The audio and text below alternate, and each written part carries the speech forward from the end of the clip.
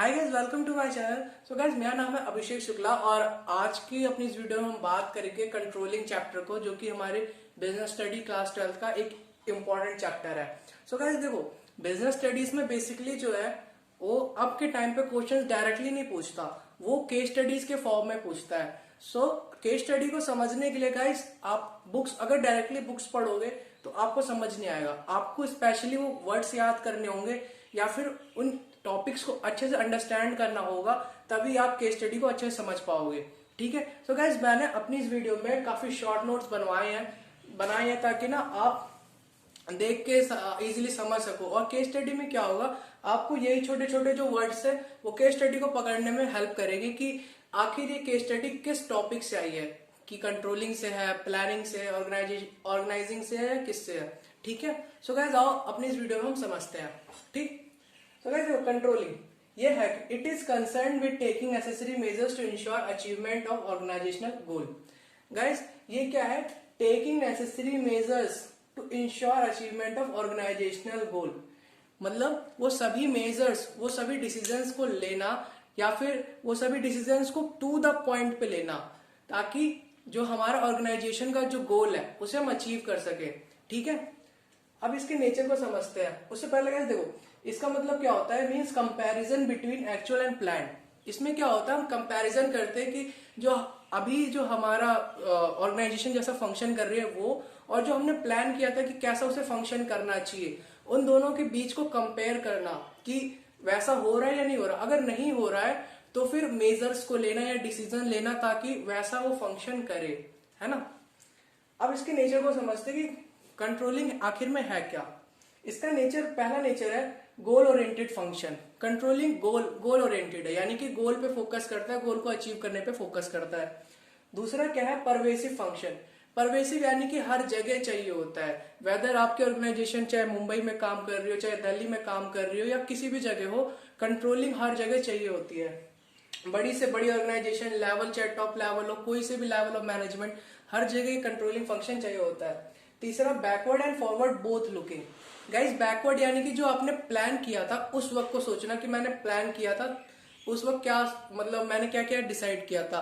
और फॉरवर्ड यानी कि इससे क्या क्या हो सकते हैं, क्या क्या परिणाम आ सकते हैं। ठीक है। इन दोनों को देखना, ये हो जाता है कंट्रोलिंग का नेचर। ठीक है। सो गाइस, आपने इनके हद से, मान लो आपने केस स्टडी को पकड़ लिया कि ये कंट्रोलिंग की बात कर रहा है, फिर वो पूछेगा इसके बाद कि tell the function, tell its functions और टेल इट्स इंपॉर्टेंस। ठीक है। सो आप इंपॉर्टेंस में ऐसे बता सकते हो। पहला, helps in achieving goal. Controlling क्या करता है, गोल को अचीव करने में हेल्प करता है। दूसरा, जजिंग एक्यूरेसी ऑफ स्टैंडर्ड्स। जो हमने स्टैंडर्ड तय करे थे कि हम उस लेवल तक अपने ऑर्गेनाइजेशन को ले जाएंगे, उसे जज करने में हेल्प करता है। तीसरा, making efficient use of resources.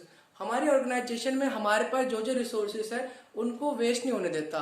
Controlling में हम क्या करते हैं, वर्कर्स को बताते हैं कि तुम ऐसे वर्क करो, ऐसे ऐसे टेक्निक्स यूज करो, है ना, और जिससे कि ऑर्गेनाइजेशन अच्छे से अच्छा परफॉर्म कर सके।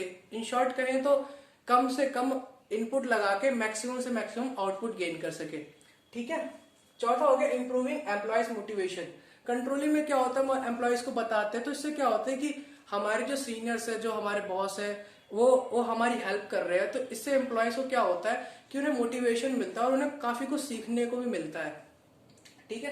पांचवा आता है ensures order and discipline. Controlling में क्या होता है, हर चीज देखते हैं कि सभी चीजें ऑर्गेनाइज हो, प्लान्ड हो। अगर किसी वर्कर को कुछ चाहिए तो एक पर्टिकुलर कैबिन हो, या उसकी कोई प्रॉब्लम होती है तो उसको रिड्रेस करने के लिए एक अलग जगह हो। ठीक है। सब कुछ ऑर्डरली अरेंज होता है। और डिसिप्लिन यानी कि सब लोग डिसिप्लिन में या डिसिप्लिन को फॉलो करते हैं। ठीक है। ये इंश्योर करता है। छठा, provides unit of direction. Guys, unit of direction यानी कि जैसे एक डिपार्टमेंट है जो कि सोप बनाता है, दूसरा डिपार्टमेंट पैकेजिंग करता है उसकी। सो क्या करता है, कंट्रोलिंग जो उनके हेड होते हैं वो फोकस करते हैं कि जो हमारे वर्कर्स है वो एक ही काम पे फोकस करें, जो इधर उधर की एक्टिविटी जैसे गॉसिपिंग हो गई या कोई भी जो अनवेस्टफुल, जो कि वेस्टफुल एक्टिविटीज होती है, ठीक है, अनवांटेड एक्टिविटीज, उनको ना हो। ठीक है। सो ये यूनिट ऑफ डायरेक्शन भी प्रोवाइड करता है। सातवां, हेल्प्स इन इंप्रूविंग परफॉर्मेंस। अब क्योंकि हम वर्कर्स को डायरेक्टली फेस कर रहे हैं, उनकी प्रॉब्लम्स को देख रहे हैं, उन्हें समझा रहे हैं कि आप कैसे ऐसे काम करो। सो क्या करता है, हमारी जो परफॉर्मेंस है, ऑर्गेनाइजेशन की जो परफॉर्मेंस है गाइस, उसको ये हेल्प अचीव करने में हेल्प और बेहतर बनाने में हेल्प करता है। ठीक है, सो गाइस ये आगे इसकी इंपॉर्टेंस। अब हम देखते हैं इसकी लिमिटेशंस क्या है। ठीक है, हम आ जाते हैं कंट्रोलिंग की लिमिटेशंस में। सो गाइस देखो, कोई भी अगर केस स्टडी देता है तो उसमें आपसे पूछ सकता है कि आप इसको समझो कि कौन सा कंसेप्ट यूज हो रहा है, और दूसरी बात पूछ सकता है कि उसकी लिमिटेशंस क्या होंगी। सो गाइस इसकी जो लिमिटेशंस है बेसिकली दो मार्क्स या फिर 3 मार्क्स तक की आ सकती हैं।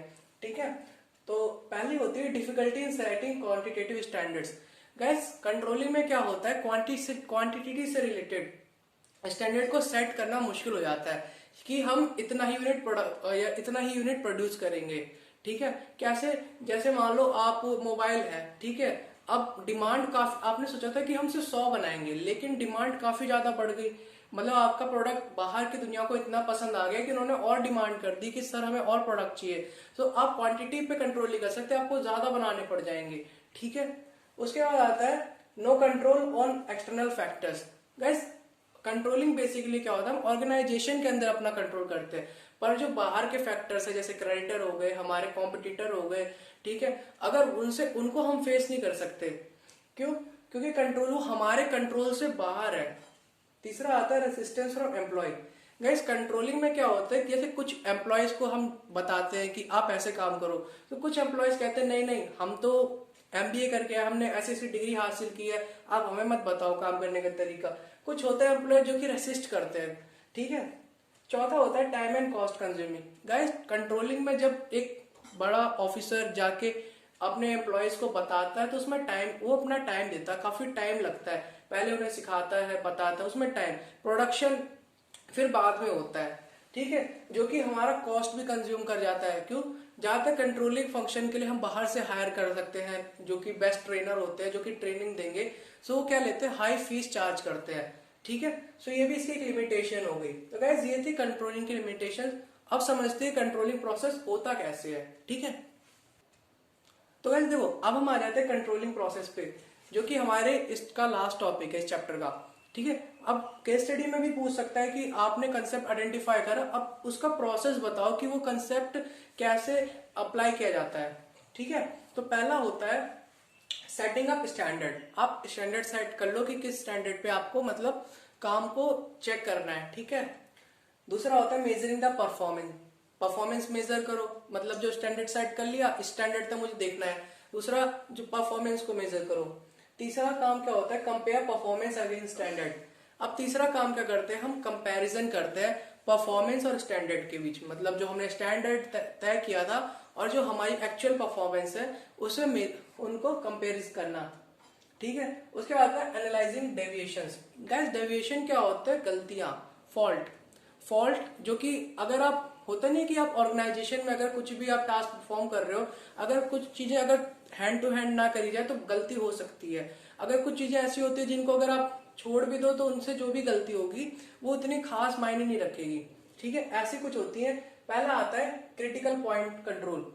ऐसी चीजें जिन्हें हैंड टू हैंड कर देना चाहिए, नहीं तो क्या होगा कि वो गलती हो सकती है जो कि काफी ज्यादा हार्म पहुंचा सकती है हमारे ऑर्गेनाइजेशन को। दूसरा आता है मैनेजमेंट बाय एक्सेप्शन।